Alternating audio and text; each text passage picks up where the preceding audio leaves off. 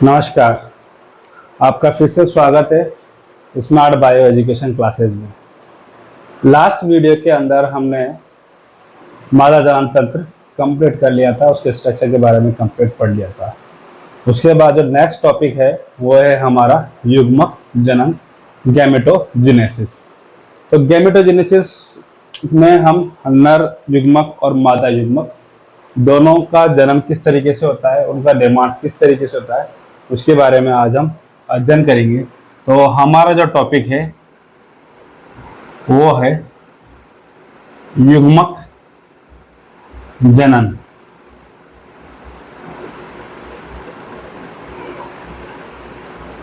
Gametogenesis. नर के अंदर जो युग्मक होता है वो होता है स्पर्म, शुक्राणु, और मादा में अंडाणु या अंडा, ओवम।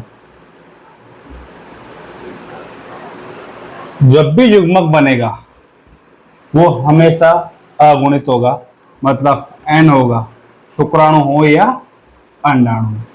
अब इनका निर्माण किस तरीके से होता है उसके बारे में हम आगे चर्चा करेंगे।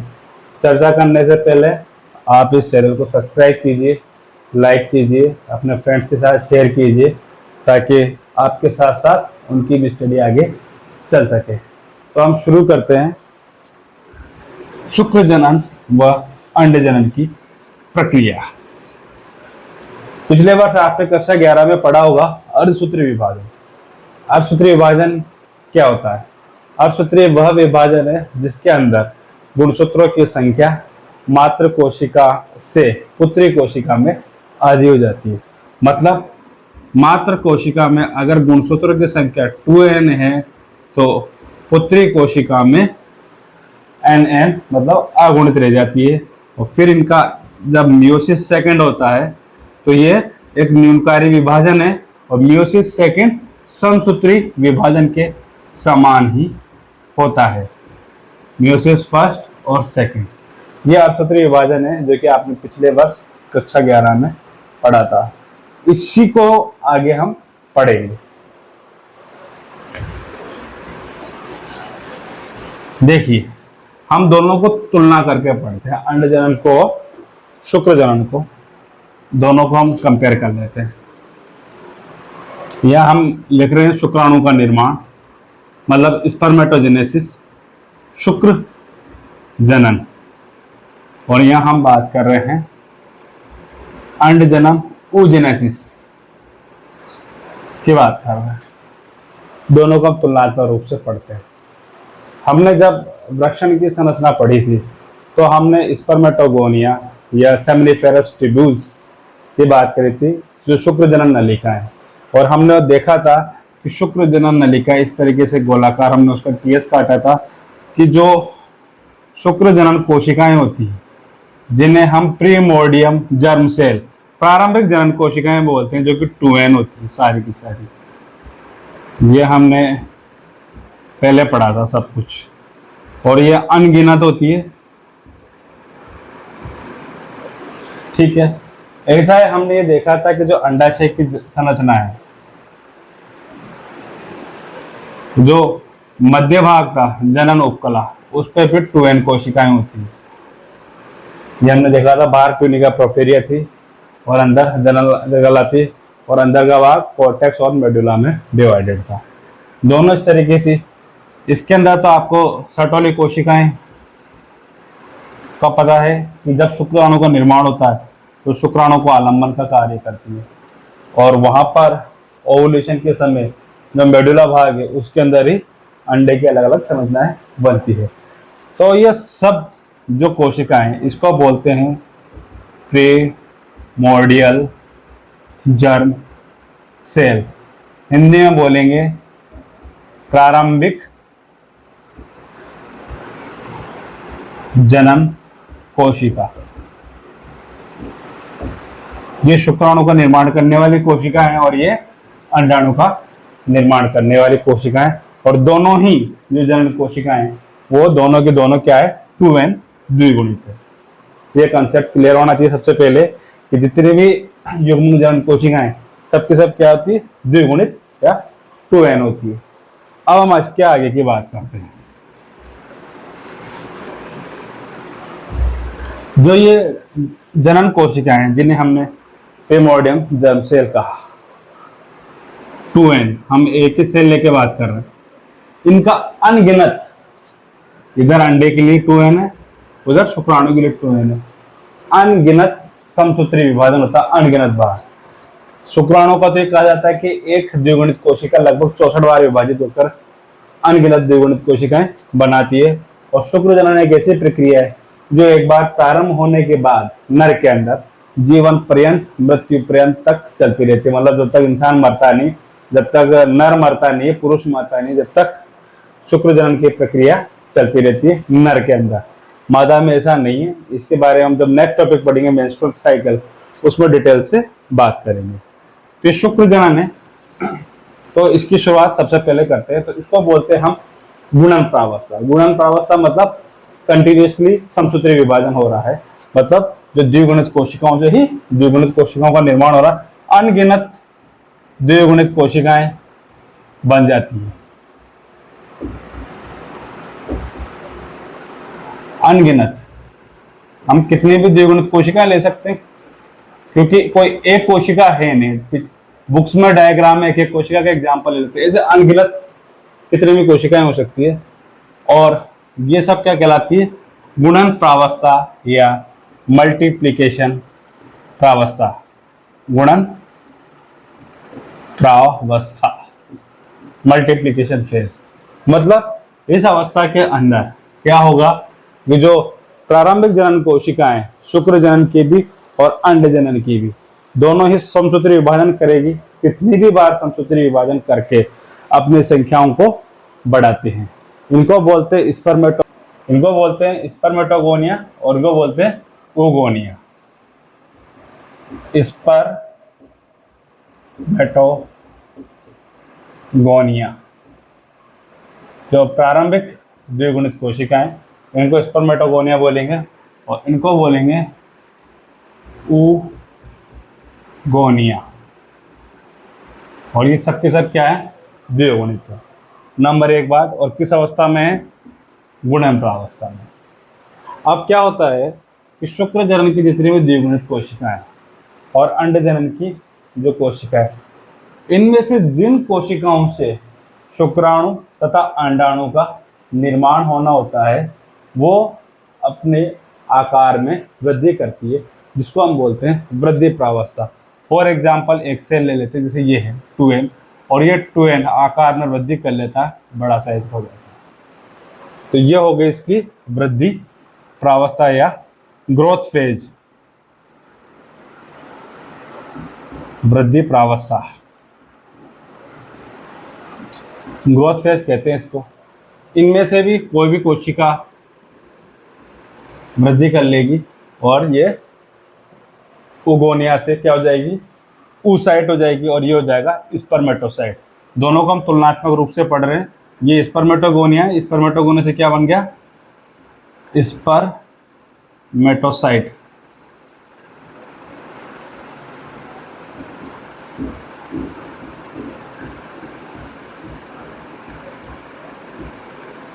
स्पर्मेटोसाइट, और यह हो गया oocyte।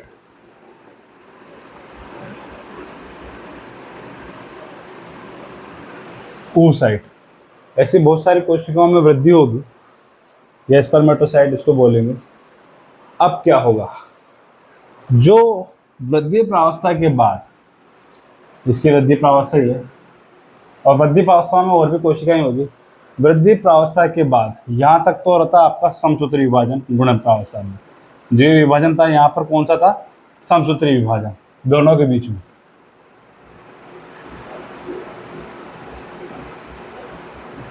समसूत्री विभाजन। अब होगा अर्धसूत्री विभाजन।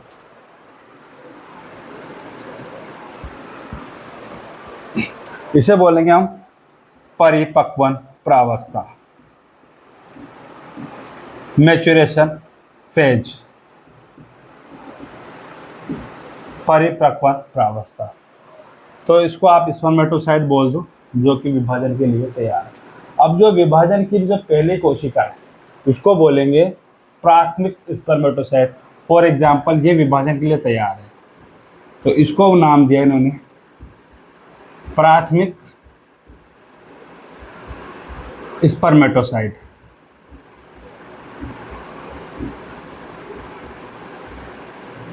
ये है प्राथमिक स्पर्मेटोसाइट। और जो अंडे के निर्माण के लिए तैयार है इसे बोला प्राथमिक oocyte।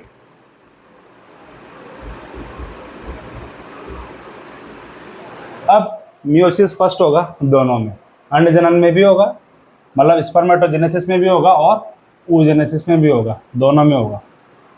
क्या होगा कि दोनों के अंदर गुणसूत्रों की संख्या आधी हो जाएगी।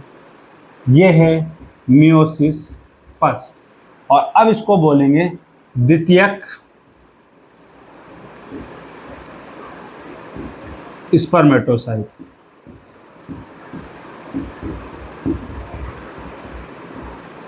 द्वितीयक स्पर्मेटोसाइट। यही प्रक्रिया यहां पर होगी अंडे के लिए, मियोसिस फर्स्ट। अब क्या होगा मियोसिस फर्स्ट में?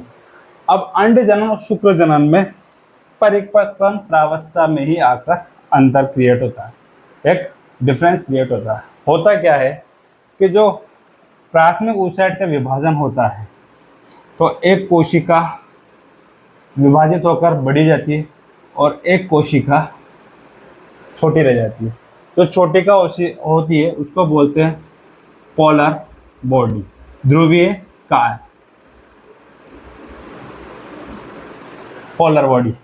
ठीक है, यह द्वितीयक स्पर्मेटोसाइट हो गया। इसके बाद क्या होगा? इसका हमने पढ़ा है अर्धसूत्री विभाजन कि एक जो जनन कोशिका से 4 पुत्री कोशिकाओं का निर्माण होता है।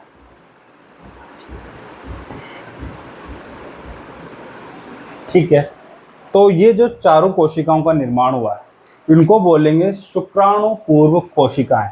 इनको बोलते हैं स्पर्मेटिड। स्पर्मेटिड शुक्राणु पूर्व कोशिका। अब इन शुक्राणु पूर्व कोशिकाओं का कायांतरण होगा और ये शुक्राणु में बदलेंगे। तो जो शुक्र जनन के अंदर जब एक स्पर्मेटोसाइट कोशिका से 4 शुक्राणुओं का निर्माण होता है, ये बात क्लियर। अब बात करते हैं यहाँ पर 2-3 चीजें आपको डिटेल और बतानी है कि जिससे पोलर बॉडी का निर्माण हुआ यह है अलग, और जिससे आगे इसको जो हमने बोला द्वितीयक oocyte, क्या बोला इसको? द्वितीयक oocyte।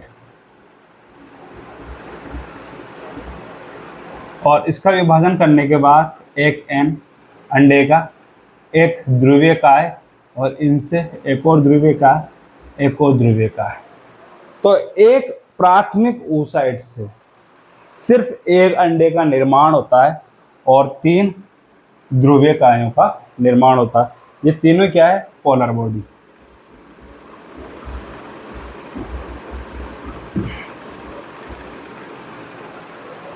तीन पोलर बॉडी का निर्माण हो गया और इससे निर्माण होता है अंडे का, अंडा, ओवम।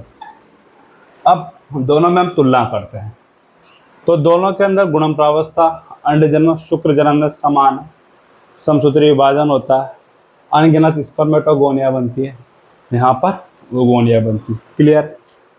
वृद्धि प्रावस्था दोनों में समान है, स्पर्मेटोसाइट है या oocyte है। क्लियर? अब बात करते हैं परिपक्वन प्रावस्था। दोनों में समान है, तीनों प्रावस्था, गुणन, वृद्धि, परिपक्वन, समानता हो गई। दोनों की गुणन प्रावस्था में समसूत्री विभाजन होता है, ये भी समानता हो गई। दोनों की वृद्धि प्रावस्था में किन्हीं कोशिकाओं का आकार में वृद्धि होती है, ये भी समानता हो गई। अंतर कहाँ आता है? सिर्फ परिपक्वन प्रावस्था के अंदर। क्या अंतर आता है कि जब प्राथमिक स्पर्मेटोसाइट और प्राथमिक oocyte विभाजन होते हैं तो इनसे जो 4 कोशिकाएं बनती हैं जिन्हें हम स्पर्मेटिड कहते हैं, चारों कोशिकाएं शुक्राणु में परिवर्तित होती हैं।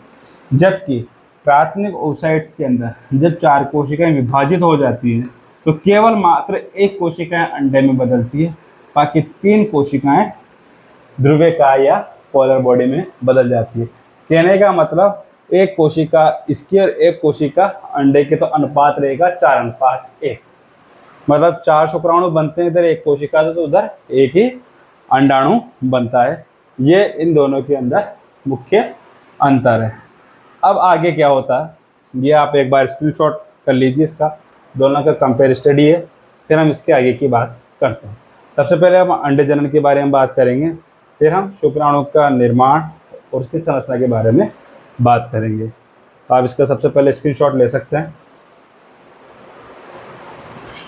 अब हम आगे बात करते हैं अंडे जनन की।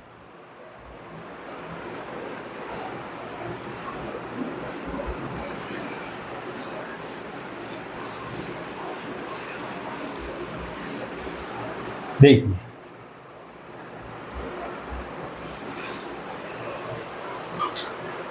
अभी हमने देखा कि अंडे का निर्माण हो गया एन है। ये एन एक सिंगल सेल है अंडे की। अब क्या होता है कि जो अंडे जनन की वृद्धि प्रावस्था है उसमें बहुत सारी द्विगुणित कोशिकाएं, ठीक है। और वृद्धि प्रावस्था से पूर्व जो पहले की गुणन प्रावस्था है, गुणन प्रावस्था के अनगिनत कोशिकाएं जो अंडा निर्मित होता है, जिसको हमने बोला द्वितीयक oocyte, जो अंडा निर्मित होता है उस अंडे के चारों ओर आकर मल्टी लेयर सेल्स का आवरण बना लेती है इस तरीके से। इसको हम बोलते हैं प्राइमरी फॉलिकल। इसको हम क्या बोलते हैं? प्राइमरी। इसको हम बोलेंगे प्राथमिक पुट्टक।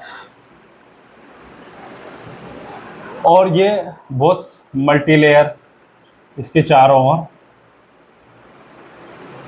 आवरण बना लेती है।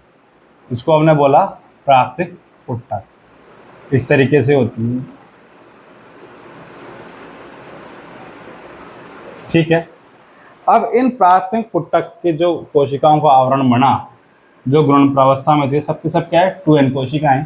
तो एक कोशिका अंडे की जो अगुणित है वो बीच में है, बाकी चारों इसके आवरण है। अब इस आवरण के अंदर जो भीतर की कोशिकाएं हैं वो डिसोशिएट हो जाती है और फॉलिकुलर कैविटी का निर्माण करती है, या फॉलिकुलर गुहा का निर्माण करती है, जिसमें फॉलिकुलर फ्लूइड भरा रहता है।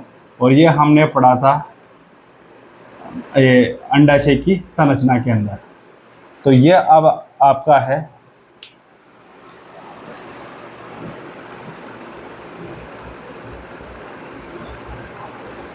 फॉलिक्यूलर गुहा, और इस फॉलिक्यूलर गुहा के अंदर लिक्विड भरा हुआ है। ये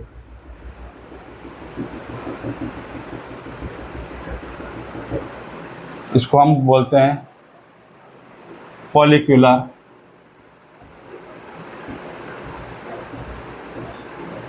फ्लूइड। ये है अंडे की प्राथमिक संरचना जो हमने वहां पर अंडाशय के अंदर पढ़ी थी। फिर क्या होता है? इस फॉलिकुलर गुहा के कारण और ये सारा बनने के बाद इसको बोलते हैं ग्राफियन फॉलिकल। क्या बोलते हैं? Graafian follicle. और ग्राफियन फॉलिकल जब परिपक्व अवस्था इसकी हो जाती है अंडे की, इस चारों ओर के आवरण की, तो जो ये ग्राफियन फॉलिकुलर के ऊपर जो जो कोशिकाओं का जो आवरण है, इसको बोलते हैं हम ग्रेन्युलोसा। क्या बोलते हैं? Granulosa membrane. तो ये अंडा हो गया,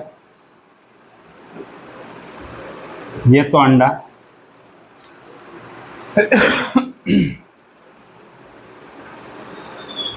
ग्रेनुलोसा, और उसके ऊपर जोना पेलुसिडा, और अंत में कोरोना रेडिएटा। एक अंडे के ऊपर 3 आवरण पाए जाते हैं। तो मैं इनका नाम लिख देता हूं। पहला आवरण granulosa, number 1। Number 2 zona pellucida, ये हम सब पढ़ चुके हैं। नंबर 2 और नंबर 3 जो ब्लू कलर का है कोरोना, कोरोना रेडिएटा। और ये जब तीनों लेयर आ जाती है इसको हम बोलते हैं ग्राफियन फॉलिकल, परिपक्व अंडा। अब ये अंडा निषेचन के लिए पूर्ण रूप से तैयार है। तो ये कंप्लीट हमने अंडजनन और अंडे की संरचना पढ़ ली है कि किस कंडीशन में होता है ये, और ग्रेनुलोसा का निर्माण, जोना पेलुसिडा का निर्माण, कोरोना रेडिएटा का निर्माण। ये जब हमने ओवेरी का स्ट्रक्चर पढ़ा था तब हमने डिटेल के अंदर उसके बारे में पढ़ लिया था। तो ये हो गया कंप्लीट अंडजनन। अब हम वापस आते हैं शुक्रजनन पे।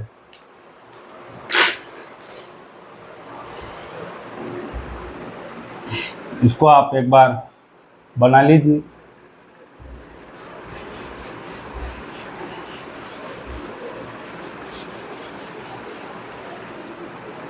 अब हम आते हैं शुक्रजनन पे। देखिए शुक्रजनन, ये जो स्पर्मेटिड है, स्पर्मेटिड का शुक्राणु में बदलना इस तरीके से।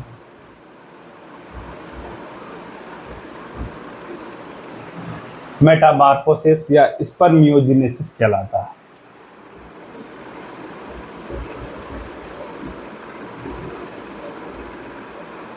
स्पर्मियोजेनेसिस कहलाता है।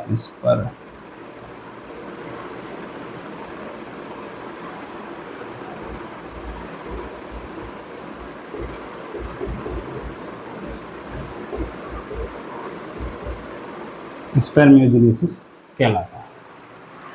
अब जो शुक्राणु बन रहा है ये कैसे बनता है?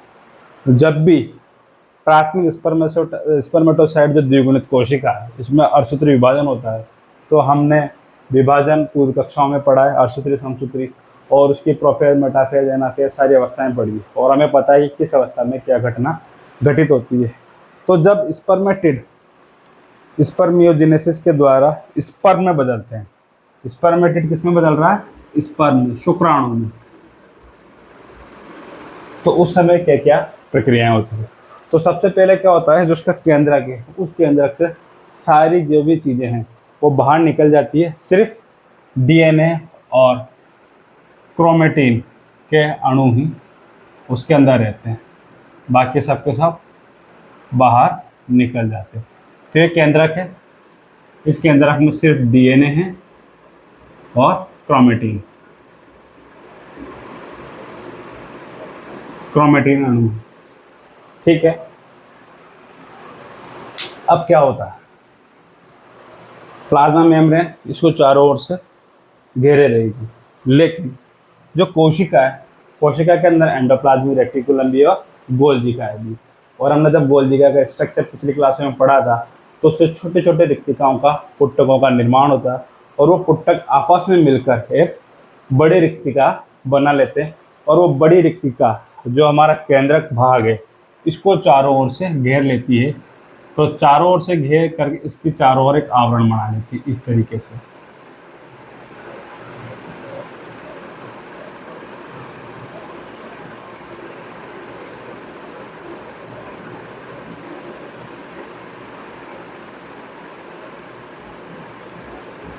इसको हम बोलते हैं एक्रोसोम।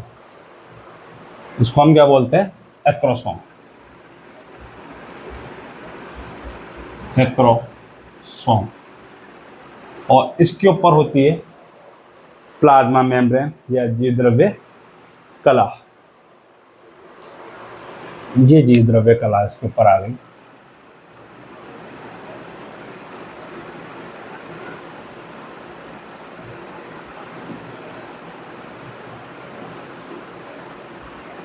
प्लाज्मा मेम्ब्रेन, जीवद्रव्य कला, या शुक्राणु का शीर्ष भाग का निर्माण हो चुका है, जिसके अंदर केंद्रक है, केंद्र के ऊपर एक्रोसोम का आवरण है।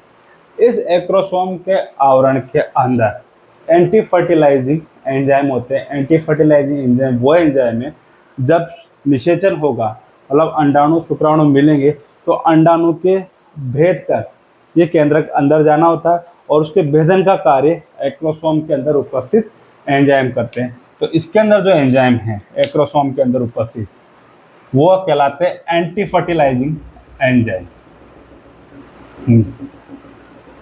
इसको बोलते हैं एंटी फर्टिलाइजिंग एंजाइम। कौन कौन से हैं ये? एक तो है हाइलो यूरिनिडेज एंजाइम और एक्रोसिन एंजाइम। ये दो एंजाइम हैं जो कि अंडे के बाहरी आवरण को भेदन करते हैं। अब दूसरी बात पे आते हैं, आगे की संरचना में हमने तारकाएं पढ़े हैं और हमने देखा था कि कोशिका विभाजन की जो G2 अवस्था है उसके अंदर तारक केंद्र का विभाजन हो जाता है और मतलब तारकाएं का विभाजन होता है और तारकाएं दो तारक केंद्रकों से मिलकर बना होता है। तो हम दो तारक केंद्र बनाते हैं। एक तारक केंद्र ये रहा जो इसकी निचली अवस्था में है और दूसरा तारक केंद्र ये रहा। जो पास वाला तारक केंद्र है, जो केंद्रक के पास में ये वाला, इसको बोलेंगे हम समीपस्थ तारक केंद्र। समीपस्थ तारक केंद्र। और जो दूसरा जो टी शेप में है, इसको बोलेंगे हम दूरस्थ तारक केंद्र। ठीक है।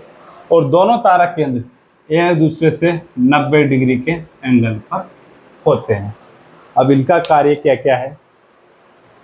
जो दूरस्थ तारक केंद्र है ये शुक्राणु की पूंछ का और मध्य भाग का निर्माण करता है। तो दोनों तारक केंद्र और एक्रोसोम ये तो किस हिस्से में? शुक्राणु के शीर्ष भाग पर मौजूद है। और दूरस्थ तारक केंद्र अब अपना आप कार्य करेगा। दूरस्थ तारक केंद्र द्वारा वृद्धि होती है और उसके साथ साथ प्लाज्मा मेम्ब्रेन में आगे बढ़ती है और प्लाज्मा मेम्ब्रेन के उपस्थित जो प्रोटोप्लाज्म है वो भी साथ साथ आगे बढ़ता है। तो हम देखते हैं इसको आगे। ये प्लाज्मा मेम्ब्रेन की ग्रोथ हो रही है साथ के साथ।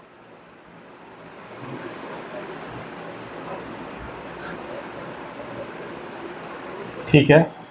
और प्लाज्मा मेम्ब्रेन के साथ साथ जो दूरस्थ तारक केंद्र है ये भी आगे की ओर वृद्धि करता है और संकीर्ण होता जाएगा, आगे बढ़ता जाएगा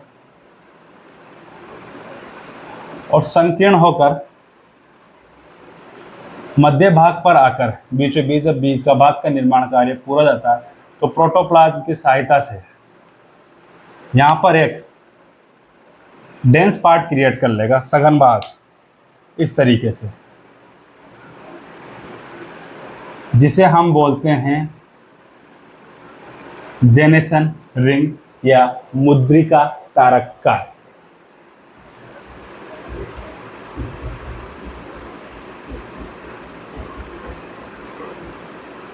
दूसरा नाम है हिंदी में मुद्रिका तारक का। अब आगे क्या होगा कि जो मध्य भाग है इसके अंदर माइटोकॉन्ड्रिया अरेंजमेंट हो जाते हैं सर्पिला क्रम में और आपस में एक दूसरे से प्रोटोप्लाज्म के द्वारा कनेक्टेड रहते हैं इस तरीके से।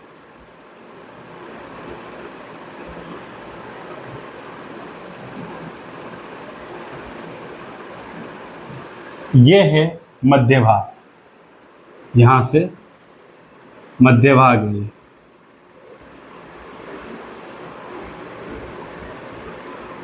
मध्य भाग और ये है माइटोकॉन्ड्रिया। माइटोकॉन्ड्रिया का काम करेगा, माइटोकॉन्ड्रिया स्पर्म को एनर्जी देगा मूवमेंट के लिए, मतलब अंडाणु तक पहुंचने के लिए। और ये जेनेसिन रिंग ये क्या काम करती है इस पे बात करते हैं हम आगे।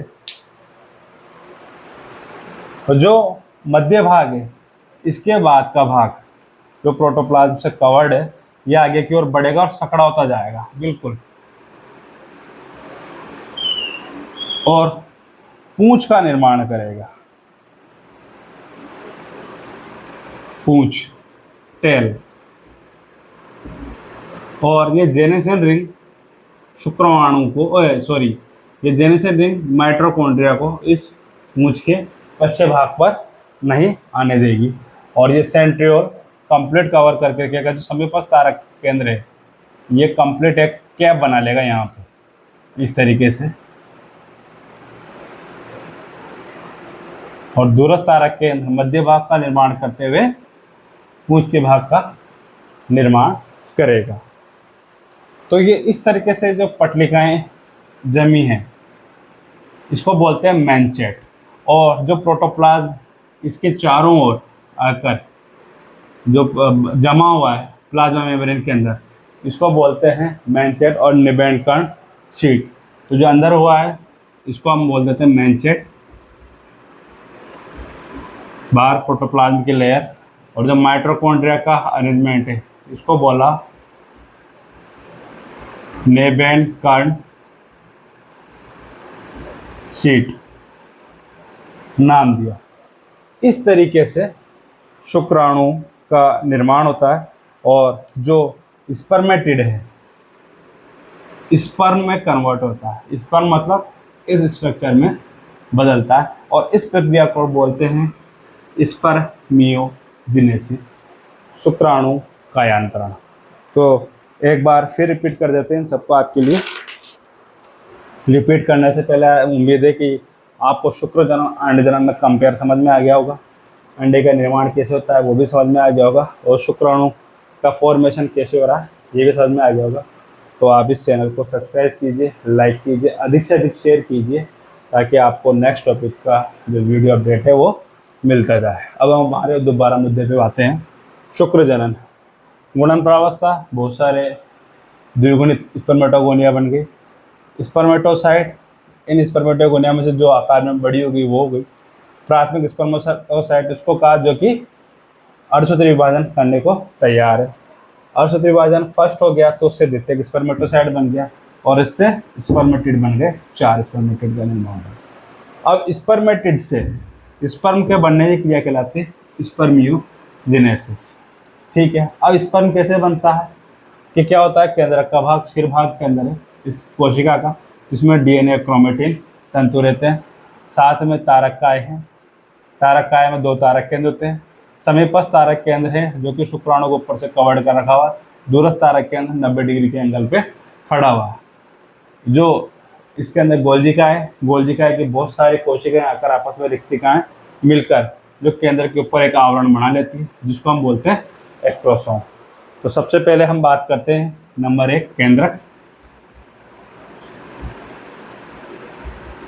नंबर 2 एक्ट्रोसोम, नंबर 3 प्लाज्मा मेम्ब्रेन, नंबर 4 इसके अंदर उपस्थित एंटी फर्टिलाइजेशन एंजाइम जो क्या काम करते हैं, अंडकोशिका के भेदन का काम करेंगे। ठीक है, अब नंबर 5 बात करते हैं हम तारक काय की। तारक काय में समीपस्थ तो नंबर 5, दूरस्थ नंबर 6। दूरस्थ तारक काय मध्य भाग का निर्माण करता है और प्लाज्मा मेम्ब्रेन फैल जाती है, और इसके अंदर आके कौन जमा हो जाता है, माइटोकॉन्ड्रिया। इस कवर को जब प्लाज्मा मेम्ब्रेन कवर करता है इसको बोलते हैं हम मैंचेट। और जो माइटोकॉन्ड्रिया का अरेंजमेंट है इसको बोलते हैं निबेंड कण शीट। जो तारक काय है, दूरस्थ तारक काय, इसके वृद्धि से पूंछ का निर्माण होता है। पूंछ नंबर 2, पूंछ का निर्माण होता है। इस प्रकार से एक शुक्राणु की संरचना का, संपूर्ण शुक्राणु की संरचना का निर्माण होता है।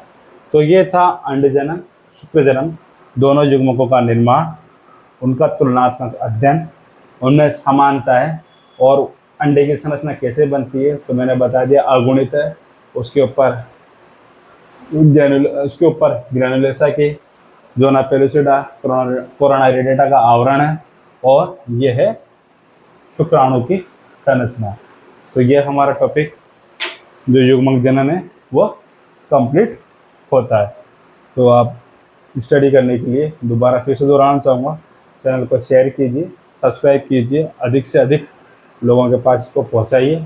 और जो अगला टॉपिक हमारा होगा इसी क्रम में, उसको मेंस्ट्रुअल साइकिल, मासिक धर्म के बारे में हम पढ़ेंगे और वो काफ़ी डिटेल में पढ़ेंगे इसके बारे में। उससे रिलेटेड हर तरह का टॉपिक डिस्कस करेंगे और वो जो टॉपिक है वो सबसे इम्पोर्टेंट है सभी के लाइफ के लिए, भले मेल हो या फीमेल हो। तो उसको हम आने वाले जो वीडियो है उसमें डिस्कस करेंगे। Thank you.